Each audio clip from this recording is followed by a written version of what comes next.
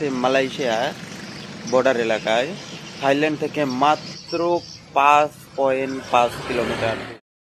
আমি এই মুহূর্তে আছি মালয়েশিয়ার কাকি বুকেট নামক এক জায়গাটা মালয়েশিয়ার রাজধানী কুয়ালালামপুর থেকে 517 কিলোমিটার দূরে অবস্থিত।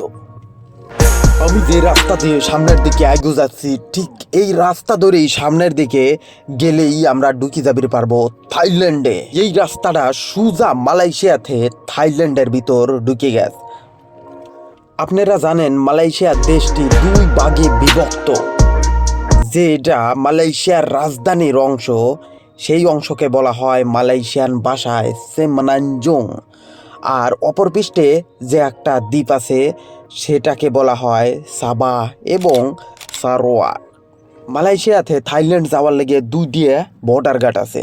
তবে আমি এই মুহূর্তে যে জায়গায় অবস্থান করতেছি, এই জায়গায় মালয়েশিয়ার কুয়ালালামপুর থেকে সবচেয়ে দূরত্বময় বর্ডার।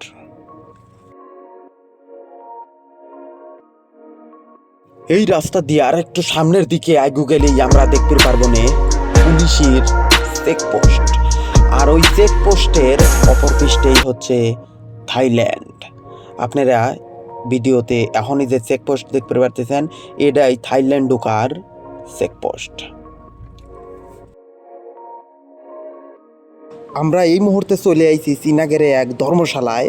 আমার বন্ধু এখান থেকে কিছু কেনাকাটা করবি। আপনারা দেখতে পাচ্ছেন যে এই জায়গাটা আমরা যেমন মসজিদে যায় নামাজ কালাম পড়ি, চীনারা ঠিক এই রকমই এই জায়গায় আসিলয়া তাদের ধর্মের রীতিনীতি অনুযায়ী তারা নামাজ কালাম পড়ে। শ্রীনগরে এই জায়গাকে মালাই ভাষায় বলা হয় তকং, আর এর পাশেই আপনারা দেখতে পারবেন মাটির হাঁড়ি পাতিল এবং কি আসবাবপত্র বিক্রি করতেছে।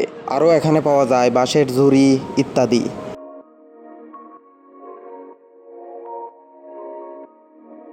কেনাকাটা শেষে আমরা আবারও রওনা দিলাম আমাদের গন্তব্য স্থানে।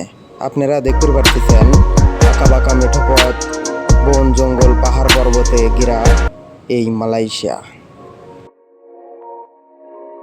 আপনি যদি মালয়েশিয়ায় ট্যুরিজম হিসেবে আসেন আর আপনি মালয়েশিয়ার রাজধানীতে যদি ঘোরাফেরা করেন, তাইলে মালয়েশিয়ার সৌন্দর্যই আপনি দেখতে পারবেন না।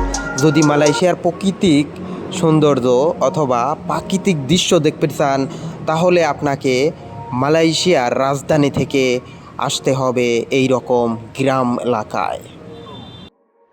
হাজারো লাখো পাহাড় পর্বতে ঘেরা এই মালয়েশিয়া, প্রাকৃতিক দৃশ্য এই মালয়েশিয়ায় এতটাই সুন্দর যা আপনি পৃথিবীর আর কোনো জায়গায় পাবেন না। মালয়েশিয়ায় এত বড় দেশ হওয়ার সত্ত্বেও এই দেশের জনসংখ্যা মাত্র 3,50,00,000। যেহেতু এই দেশের জনসংখ্যা কম, এই জন্যই এই দেশের ঘনবসতিও অতি সীমিত।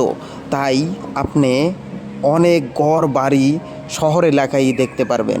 শহরের বাইরে গেলেই ফাঁকা জায়গা আর আঁকাবাঁকা মেঠো পথ।